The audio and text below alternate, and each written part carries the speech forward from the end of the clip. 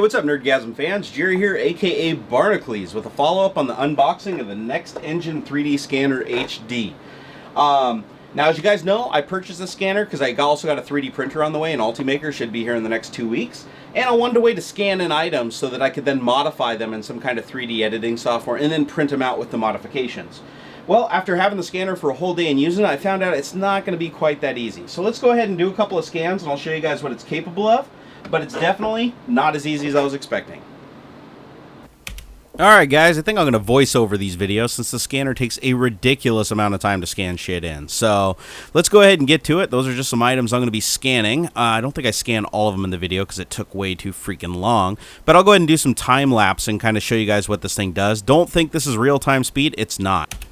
Alright, so I thought it'd be kind of cool to give you 4 different angles here. One's on the screen. You can see here I'm getting ready to scan a remote control. This is actually the remote control for my Sharp AC unit. So all you do is you fix it in the little armature. This comes with the scanner and it's completely adjustable.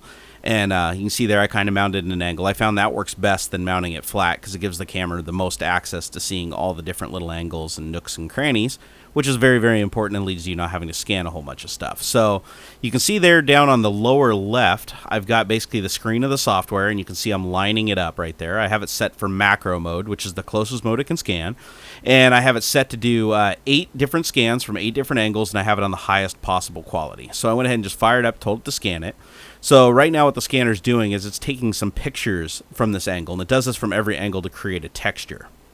So once it's done with those pictures, it'll go ahead and fire up some lasers, which we'll see here in a second. Come on, lasers. Come on, there they are. And you can see the lasers here are sweeping over the item, and then the 2 cameras that are inside of the unit are basically watching how the laser deforms as it's traveling over the object, and then that's pretty much how it builds the 3D model. If you go look up David Scanner, I think it is, something like that, David 3D Scanner, you'll see that they use a similar technique, but it's a handheld laser pointer and using a conventional camera to achieve a similar goal. I haven't tried that yet, but I'm looking forward to giving it a try. So this is literally going to take an eternity, and if I left it at normal speed, most of you would probably die of old age before it's done. So I'm going to go ahead and speed it up here a little bit so we can get this one down out of the bag. Alright, I went ahead and sped it up to 800% of normal. You can see even at 800%, those lasers are still sweeping pretty slow. So we may even increase the speed more as we move forward, but 800% is a good starting point. You can see here it went ahead and rotated the item, took some more texture scans, now it's going to do another sweep over it. And it continues to do this 8 times, or as many times as you tell it to. You can do up to 16 times, but it will consume so much memory on your computer that it will most likely crash the program. So I don't recommend doing that. You can see there, went ahead and rotated again. This is completely hands-free. I'm over there just surfing the internet, and farting around on Facebook and shit. So while I'm waiting for this thing to scan, because it's taking an enormous amount of time, you can see my hands sitting there fluttering around. My fingers are moving 9,000 miles an hour. That would be because we're at 800% of normal. Now, if you watch down in the lower left screen, you can see the scanner software piecing together each scan one by one as we're going ahead and rotating around it. And now it's scanning the front face. I kind of like this multiple camera angle thing. I might have to do this again. I'm just using XSplit, but instead of live streaming, I'm just using an incredibly high bit rate in 4 video sources. The lower left is the Elgato capturing my center monitor, and the other 3 are just numerous Microsoft webcams, strategically positioned all over the place just to look badass. So we can see I'm rotating the item down there a little bit as we're moving around, and you can see this is, even at 800%, this is going to take 2-3 minutes to do. Getting through here, so I may even speed it up again because I'm running out of stuff to say about this. But anyways, this is just a remote control. I tried to pick something really simple. The scanner has a really hard time scanning anything that's shiny, so I tried to pick something that was a light color and non-reflective, because anything that's reflective, it literally will not pick up, the poles and stuff on the armature, and anything that's a shiny reflective surface, it struggles really hard to pick up. Now, they give you something to help with that, which I'll show you later on in the video, but it's a big pain in the ass too. So far, scanning this in, if you look, the model actually looks pretty good in the lower left, but it took a lot of practice to get to that point. You guys didn't get to see all the bloopers because this thing's so slow scanning, I just couldn't run the big camera watching it the whole time. So I got a little bit of a head start on this one and got to learn the ins and outs of it. So you're not seeing me just my usual pull it out of the box, plug it in, and watch me fumble all over the place trying to figure the damn thing out. This is actually me with a fair amount of education under my belt, still not achieving a perfect goal. So You can see I'm rotating around here. It's an incredibly dense mesh. Has a million, tons and tons of vertices in it. It's pretty much an unworkable mesh. You have to take it into some kind of a program and convert it to NURBS or something like that before you can really edit it. And I'll save that for another video in the future. I just wanted to focus on the scanner itself. Now you can see we should be getting here pretty close to being done. So I think we're on one of the final rotations. And then once we're done with that, we'll go ahead and slow it back down to normal speed. Let's see. I think that was it. I think we're done. All right, so the first set of scans now are completed. So now we have to go create another 8 scans. So because parts will be missing where the camera literally couldn't see the item, like where it couldn't see the far side of a button or something to that effect. So we go ahead and loosen up the armature here. And come on, Jerry. Seriously? Quit fumbling with that shit. Get it out of there. Okay. Now we flip it the other direction just to expose more of the unit to the camera, places that were in shadows or hidden, otherwise hidden. And you're supposed to easily be able to lock it into place, but apparently I'm having a total brain fart here. All right, let's see. Is it going to stay? Come on, quit fucking with it. There we go. No, that's good. That's good. What are you doing? Just leave it. Jesus. Okay. Anyways, there we go. I think we're set. And then we got to start another round of scans. So here I am calibrating. I'm making sure that it's in view. And you always want to make sure it's centered in that viewport. Otherwise, you run into nightmarish problems. And the scanning has begun. So let's go ahead and speed this up again. All right, we're going to rev this sucker up to 1600% this time. Because 800%, it was still moving at a snail's pace. So here we are getting our second set of scans. There we go. Rotate. Come on. And you basically get the idea. So it's going to go ahead and do eight new scans with the new orientation. And what we're going to do is when these scans are completed, we then go into the software. And you have to basically tell the software through pinning. It's the technique of basically putting colored markers on identical locations on both sets of scans. And then the software looks at it and goes, oh, okay, well, if I orient those little dots, then you'll end up with a singular mesh composed of both items scanned at different angles. So you can pretty much scan anything from as many angles you want as long as you leave enough reference points on it when you scan it that you can line everything up. So in theory, if you had an entire day at your disposal and had nothing better to do, you could go outside with a tripod, screw this thing on, and yes, it does screw onto a tripod. Just take it out and screw it onto a tripod, and you could scan an entire car or even a house one scan at a time. Now, since it can only scan about 11 or 10 inches by 14 inches, you're going to be at it a while. I'm thinking for a house, you might be more in the weeks to months area. But it is technically possible to create a model of that size using this. I just wouldn't recommend it because it's enough of a pain in the ass just trying to get something this small scanned into the system. So, wow. Even at 1200%, this thing is still just dragging ass. I think we're pretty close to done there. All right. Sweet. All right, so here we have our finished scans. There's 2 sets of scans there at the bottom of the screen, Group A and Group B. So now we're looking at basically the mesh with the texture applied. And I'm just sitting here rotating it around. So first we're going to do an alignment. So what you do is it takes both scans in different orientations and place them side by side. So what you do is you double-click to place dots. So in this case, it's the red dot first. Now you find a common item on both scans, or a common location, and you place a pin. And then you go find another common location and place another pin. Come on, dude, hurry up.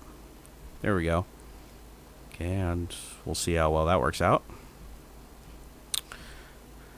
Sorry, Jerry was apparently having a brain fart when he was videotaping this portion, or I'm talking too fast. So there you go. So now you got 2 points there, the center of the little LED. So I placed the wrong color dot there, so I got to move the yellow one over there. And now we got to place the blue dot somewhere else. So the blue is the final pin. So let's go find a home for that. There we go. Put it at the top of the little arrow there. And you just got to do the same thing to the other picture. Eventually. Come on, it's good enough, dude. Do the other one. You do want to try to be as precise as possible, because if you screw it up here, the software will merge your models incorrectly. So now I'm going to double click, add my blue pin there. Alrighty. Now we're going to say attach them. So what it's doing right now is it's analyzing those little points that I put on there, and it's going through all 18 of the individual scans to figure out how they align based on those points. And you spend a lot of time processing. One thing I really want to send, I want to send a mail to NextEngine, is I opened up Task Manager while I was doing all this, and only one of the processors was showing a load. Well, actually, let me rephrase that. One of the cores was showing a load. Not even a full processor was, because of hyperthreading, which means the software is incredibly inefficient. They should be making the use of all the cores, which in the case I have 12 cores and I have 6 real cores and 6 logical cores for a total of 12, and they're only utilizing one of them. So this program could, in theory, be up to 12 times faster than it currently is if it was multi-threaded, but for some reason it's not. And I'm not really sure why they elected not to. Especially when you're dealing with stuff like this where you have 8 or 16 different scans and you're trying to line them up. I'm sure there's a lot of operations and computations that could be done in parallel, but they just for some reason chose not to. And I am running the software on Windows 8, so it does, it is compatible. I have had it crash a couple times, but I don't think those were actually Windows 8 problems.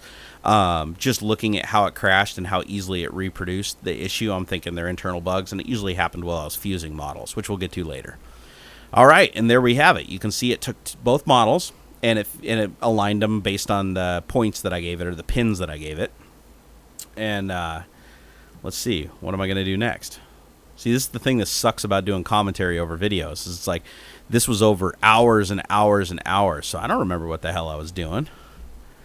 All right, Jerry, get together. I probably went to take a piss or something right here. All right, well, let me figure this out. All right, so I think I finally got it figured out now. So now that the models are aligned, I want to go ahead and back out of here. Yeah, get the mouse up there. All right, and you can see there now I have one solid model, but you can see 2 platforms at different angles. You can see 2 armatures holding it down at different angles. And that's the kind of garbage that you will see when you're scanning from multiple different angles like this. It's pretty much unavoidable. But there are tools inside of this NextEngine Scan Studio that help you eliminate some of those artifacts. See here, I'm just scrolling around. I'm just looking at it. It's a fairly decent model, but you can see there is some crap on there. You can see some shadows of the buttons, like instead of just having the 5 buttons that it should, it looks like there's some smaller little artifacty buttons on the side, like the laser through a shadow or something like that. And some of the other buttons look a little deformed, and as you turn it around, some of the surfaces look rough. When I even checked the item, there were no rough surfaces on it whatsoever. So the scanner's accuracy, especially when it's on the highest possible detail, it looks like it's susceptible to a little bit of noise. So here I'm actually using the trim tool, and this is one of the things they teach you about in the documentation, where you can go and you basically just swoop around and select stuff that you want to remove from the model, and this will just go through and delete all of those vertices. For some reason at this point I opted to use the slowest method possible. There is a way that you can just outline everything with lines like you would like in Photoshop, and it would just delete the whole thing. But I guess I figured I had all day since it was Saturday, so I'd just, take the leisurely route. All right, come on. Perfection isn't necessary here. It's a remote. Okay, so now I click Trim, and now it's going through all 12 scans that contain that item and removing it from view. And again, because it's single-threaded, it is painfully slow. Come on now. Okay, now it's reloading the scans, and voila, it's gone. So let's go ahead and repeat that process and clean it up a little more.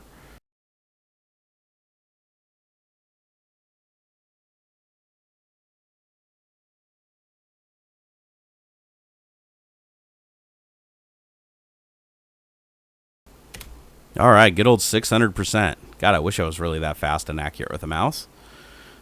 So we're just going through here and just trying to select stuff best we can and remove it from the model. Hey, now it looks like it's got multi-core processing. Look at that. Now it's flying. If only it was that fast in real life. Okay, reload the scans. Boom, it's gone. Scroll down to the bottom. Let's cut out some of this other crap. It's also the tools. The tool feels really dated too, because like if you try to scroll while you're outlining stuff to try to outline more stuff that's off the screen, it undoes all your selection. Like I can't think of a single program that does that other than this. And I've used quite a few 3D applications. Okay, so we'll go ahead and nuke those. And you basically just keep reorienting the item and trying to find all the little boogers and crusties on it and cut them all off. before you export it and try to use it in some other software. Just saves you time. All right, that's looking pretty clean. Rotate around. Oh, found some more boogers on the backside. So go ahead and cut those out. All right, and now we're fairly clean. You can see we've got some holes and stuff around. The mesh is so thick. It looks. You notice how it looks like it's a solid color right there? That's not a solid color. That's just an array of how many points there are in the model. Just to give you an idea, on the highest possible resolution, these scans were over 300 megabytes when exported it as OBJ. That's insane. So you almost don't even need a texture because there's so many vertices. It's actually like every little texture and wave on the thing is represented by vertices. Also makes it really slow to work on. Now you can see here, there's a tool for filling holes. You can basically select the holes and then say fill them, and it'll basically generate the vertices and mesh to fill those areas, to patch them in. But it doesn't do a very convincing job, especially if it's on something that's organic or with curves. And there I had Task Manager open for a second because it was not responding. You can still see it's not responding. This program tends to be not responding a lot, but so far it either crashes or comes back. At least it doesn't say not responding forever. I have no idea what the hell I'm doing here. I'm smoothing the mesh. So you can actually do this mesh smoothing. You see down there, it's only using 14% of my CPU, which again is just one single core. And it's very slow because you can imagine with all these vertices, 300 megabyte file consuming over 2 gigabytes of memory, and it's trying to go through and smooth it out so that it's not so rough, the surface. And you can also select some options to keep sharp edges and stuff like that. So the software is fairly capable. I mean, I'd say, especially for a beginner, somebody who's not really, used to using 3D applications, it's pretty easy to get up and moving. But I will tell you right now, I thought this thing would be able to scan items and have a hard, watertight, workable mesh right off the bat. And it couldn't be further from the truth. It takes a lot of time and a lot of processing to get these models, to be usable. So here we are. So now I've smoothed it. So things are a little bit smoother. You can see it's still got the texture on there. Just kind of rotating around, checking out. And now I'm going to save the file. All right, so now we went ahead and scanned the remote control. So now we're going to go ahead and scan something a lot tastier, and that is a Chicken McNugget. Because a lot of people want to know how this thing could scan in an organic item, and I don't know if a McNugget would be classified as organic. I mean, it's basically like styrofoam, deep fat fried, and awesome breadedy goodness. But you can see here, I'm going to go ahead and lock down one of my Chicken McNuggets. And this was a tough decision for me because I ate the other 9 of its brethren and I spared its life just for this demonstration. So it owes me a lot. And in case you're wondering, yes, I did eat the chicken nugget after I was done scanning it. Waste not, want not. So here I am lining up our little Chicken McNugget. You want to get a dead center in the viewport. You want a dead center over the armature. If you screw that up, it will not put your model together correctly. So you have to pay attention to these little details. I'm not going to lie. When I whipped out the box, I just started hitting scan and putting shit around where I thought it should be and expecting the best. And I got 0 results. I honestly thought the thing was broken. So at one point, I even broke out a tape measure. So now we're in place. I'm going ahead. This time I'm doing a lower resolution scan. I'm not going to do an HD scan. And I'm basically going to do 8 sweeps from around the Chicken McNugget, just like I did on the other items. But it will go a little bit faster now since I'm not doing super high definition. Let's go ahead and speed this up. All right, we got warp speed going here at 1600 times, or 1600% normal time. And we're going to go ahead and sweep over this nugget, this delicious, delicious nugget. They're actually really good with honey mustard. If you haven't tried that, you really should. And yes, I know I'm fat and I shouldn't eat chicken nuggets, but you know what? I do because they're tasty. If they tasted like shit, I wouldn't eat them. I mean, that's about the only argument I can give you. So, okay, we're doing the sweep. Little guy, he's just going to rotate and sweep and rotate and sweep. And as you can see, even at 1600% normal speed, it's still just crawling. That laser's just barely sweeping across. So you can imagine how slow it is when you have it at 100%. It literally can take 2.5, 3 minutes per scan. It's painful because somebody like me who's got rage and ADHD, it's really hard to sit around and wait this long to get results. And you can see the little McNugget forming down in the lower left there. Scan by scan, it's piecing it together, and it actually does a pretty good job of piecing it together. I'm not gonna lie, the scanner did really well with the chicken nugget, and I think it had to do with the surface of the chicken nugget not being reflective at all.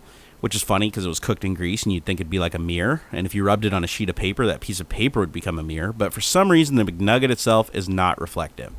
So it's scanned it and putting it together. Now on this one, I just do a single pass. I kind of did this as a little bit of a joke. I wasn't planning on really doing a detailed model of it, but the model turned out good. It is missing the top and bottom because just like with the old model, we would have to reorient it in the sideways kind of orientation and then rescan it 8 more times and then fuse the models together with pins. Now, as you might imagine, the pins would be a total pain in the ass to work with on an item like this unless I painted something on the nugget. All right, so now the nugget's pretty much done, so I'm going to go ahead and clean it up. So again, I busted out the trim command, and I don't want to trim the whole thing. I just want to trim portions of it. So I come in, I just select the armature itself and clean it away from the nugget. And this way you can produce a somewhat clean model to export, because the last thing you want to do is just export a shitload of data you don't need into another program and then import it and have to work with it when you have a bunch of other stuff in the scene. It's just better just to get it as clean as possible before you throw it out. Unless you work at a company where you get paid by the minute or by the hour, then you basically just leave all that shit in there, save it, export it, and let the other developers deal with it. Just kidding. Don't do that. That'll piss people off. All right, so still cleaned it up. I found some more boogers down there.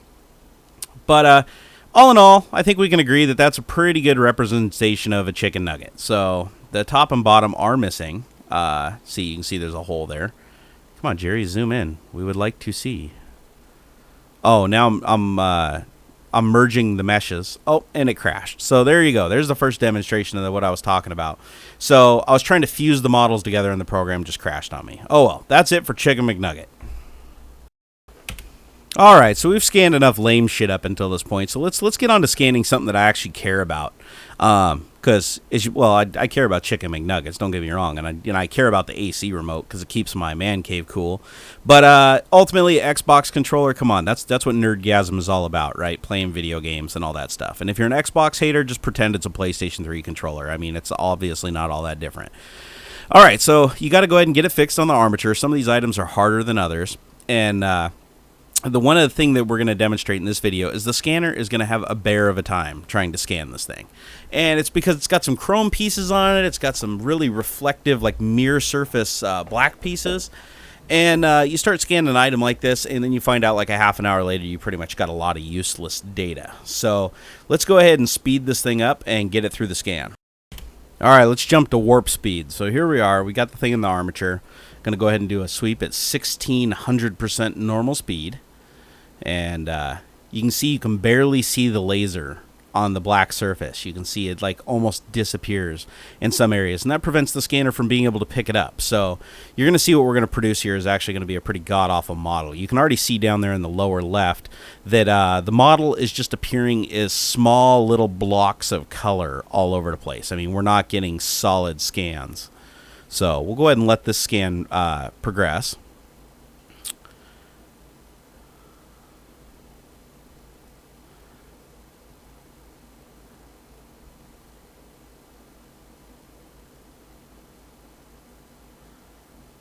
As you can see, I restarted the scan. I just realized that. But still, I'm not getting very good results. You can see down there in the corner, I mean, it's a little bit better, but it's picking up the top half of the controller better than the bottom half, but it's still missing tons of stuff. There's holes where there shouldn't be holes, and this is what I was experiencing for the longest time when I was just scanning stuff around the house. And that's because on parts like this, you have to prep them. You either have to paint them white or you have to put talcum powder on them. To basically knock down the reflectivity of the surface, because you don't want the surface to be reflective at all. And you see, okay, so this scan, I think we're getting pretty close to being done. And you can see just how shitty this thing is.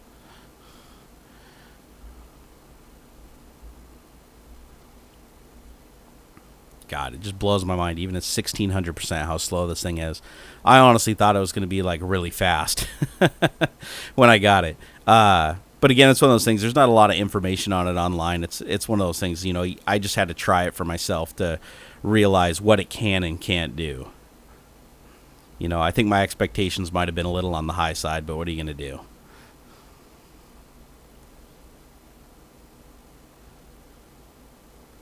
All right, still scanning. I think we're just about done.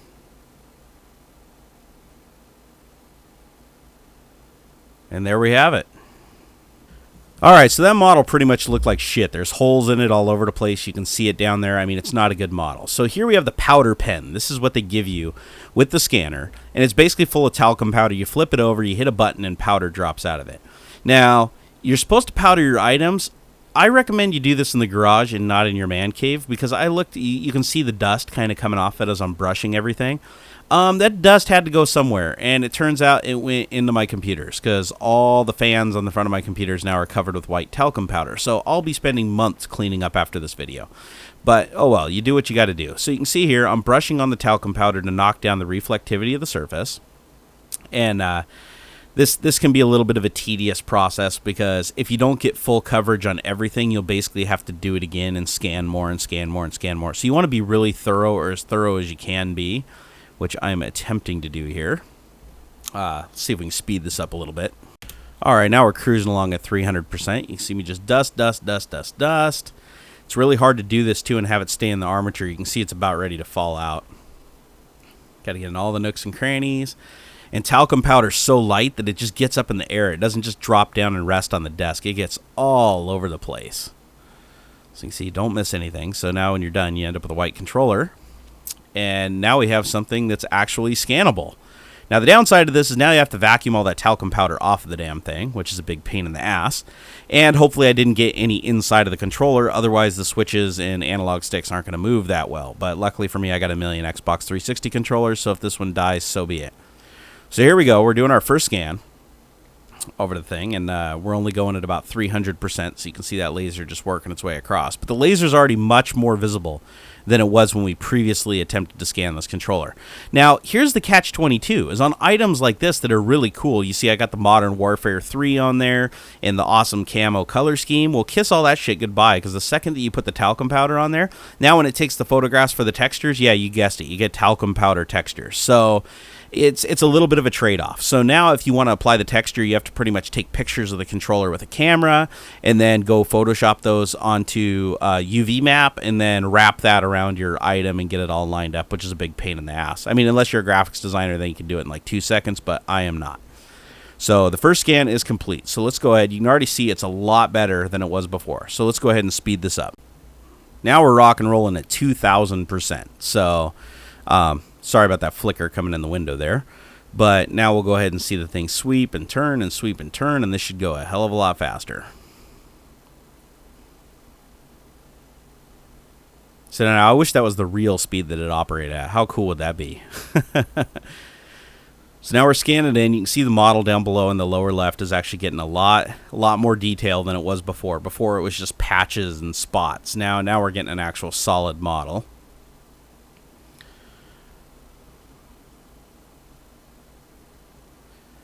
And this took the better part of the day to make all these videos for you guys, because each one of these scans took about probably about an hour, because I was taking 8 and then I was changing the orientation and taking 8 more. So, and then between that and the software editor, I mean, it was about an hour per scan plus futzing around with the software and everything. So I put more time into this video than I usually do into any of my videos, just because I needed content. And then I had to do voiceover, because in order for me to do commentary for this, I would need to like sit on the toilet and eat 3 meals by the time I got to the end of it, because this took so freaking long. All right, so there we go. We finally got some data now scanned in. All right, so now we got the finished product here, and it actually looks pretty good. So compared to the other scan, I mean, it's a night and day difference. So putting the talc on there, and you can see the mesh is a lot cleaner. The angles are right. When you disable the texture, when you're rotating it, I mean, the shape looks like the right shape for an Xbox controller. This is a model you could actually take into 3D software and clean up relatively easy and have it be a convincing Xbox 360 controller in your 3D scene. So this is probably the best scan I did, but it also took the most work, because I had to powder things down, I had to do it from multiple angles, I had to merge those angles using reference points, and so on and so forth. Now, so far the Xbox model has actually turned out pretty good, but it's still got some holes in it, it's still got some problems. So what I'm going to do is scan the controller from another angle to try and get some more data that I didn't have before, and then I can use that data with that same pinning method that we used before with the remote control to merge the two models together and give me a higher detailed mesh. So now that I've changed the orientation, I'm just doing some follow-up dusting. You want to make sure everything's covered. The one thing I hate about this process is if you get too much talc in one area, it does show up in the scan. Like, it won't just show up as a smooth surface. You'll see ripples and waves and stuff like that because the scanner is incredibly sensitive.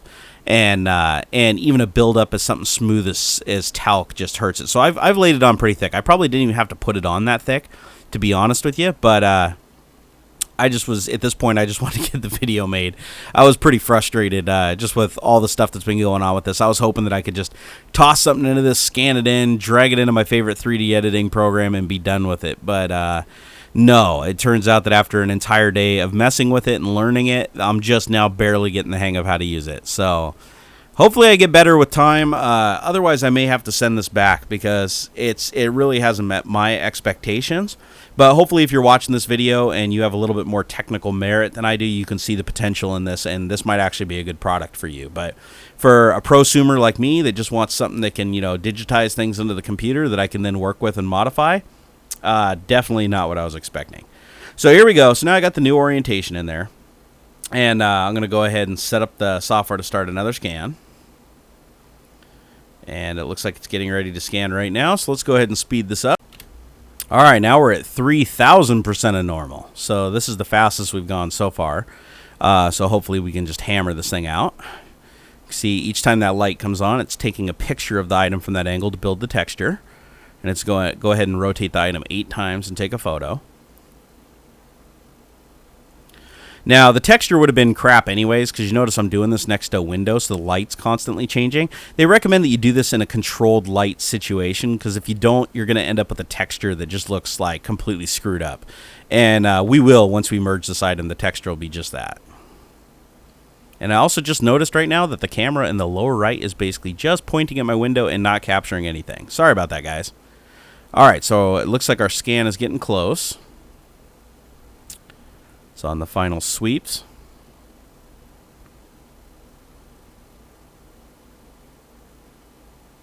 And there we have it. All right, so using the same method as before, now we've got our 2 scans from different orientations. We want to go ahead and merge those together.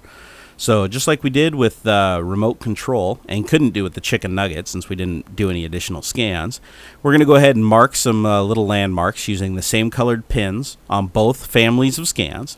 And you can have as many families as you want too. You could keep scanning this item all day long if you wanted to till you got in every single nook and cranny. You could scan it 1,000 times from every single angle, internal, external. You don't even have to use the armature. You could just set it on a box or something just to scan it at a fixed angle to get all those perfect shots. And as long as you overlap enough of the scan to where there's 3 common points on both scans, you can merge them together. So I haven't done anything that complicated yet, but just from using the armature in different orientations, I can completely see how it works. So if you want to scan in something really large, you could literally just put this thing on a tripod. And again, it is tripod mountable. It has the little lug on the bottom.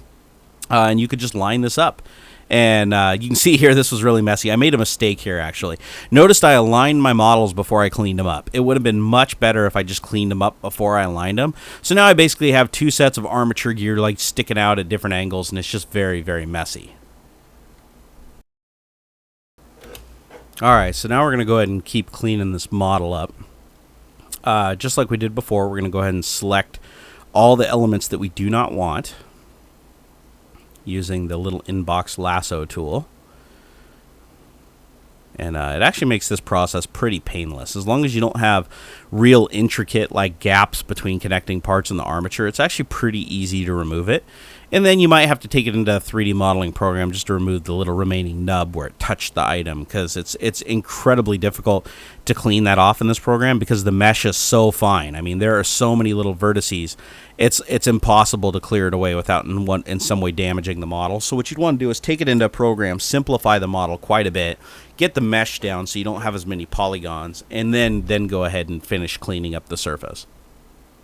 But again, getting rid of as much of it as you can is a plus, because that'll reduce the memory footprint and file size, and just make it easier to import, because people don't like it when they import something called Xbox controller and it's got like 50 million little things sticking off of it, jamming into everything else in their scene. So we're getting pretty close to clean here. So let's see, you want to rotate it around because some of those boogers do still hang out in space, and it's really easy to miss them when you only have one viewport. I kind of wish the software, like other 3D suites, would have like a quad viewport where you could see top, side, left, but I've yet to find it. It looks like it's just this one single viewport. So I made the selection. Why am I not clicking trim? All right, well, let's jump to the finished. All right, now we're looking pretty clean at this point.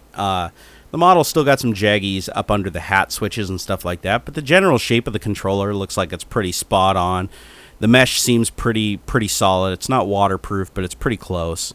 Or watertight, rather, not waterproof. What the hell am I saying? Sorry, guys, I'm a little punchy. I've got a pinched sciatic nerve in my back, and the medication I'm on for that makes you just a little whoopsie. So don't take everything I say in this video at face value, as if you ever do. All right, I don't know what I'm doing in this auto trim shit. I know nothing about this. Get out, Jerry. Don't push. Just cancel. There we go. Good boy.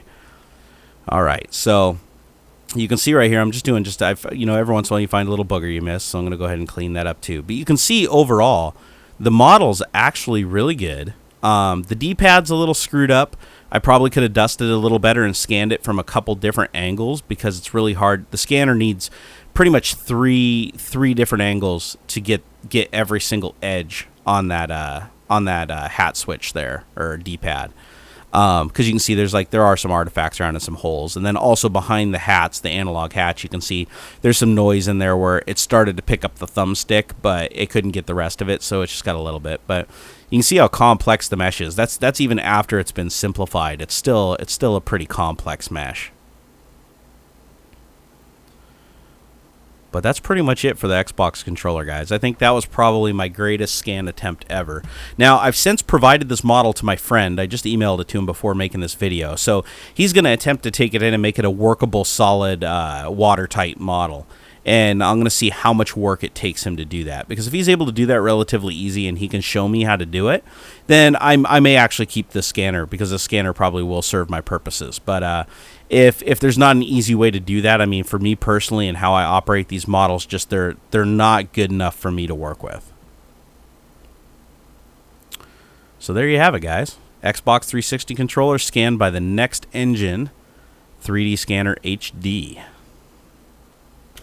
Alright, last but not least, I just had to try to scan my face. Now, the right way to do this is to lay on the floor and have a tripod hold the unit directly over your face while you relax and get an actual good scan. Well, since I didn't have a tripod that would hold the thing up facing down without breaking in half, because it probably came from Walmart, I opted to just sit perfectly still like a ninja while this thing scanned over my face. Well, let me increase the speed and I'll show you why the scan didn't turn out so good. So you